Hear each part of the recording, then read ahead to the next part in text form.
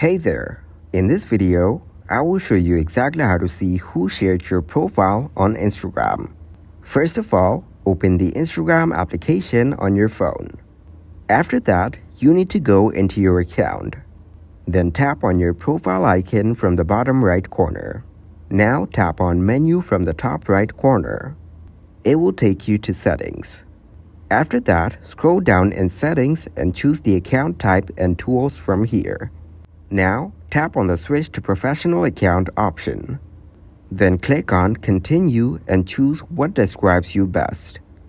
After selecting that, tap on Done. Now select if you are a creator. Then, you need to tap on the Next option. After that, get back to Settings and the Insight option.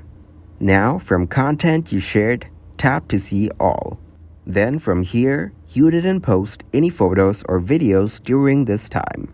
Thank you very much for watching, and don't forget to like the video and subscribe to the channel.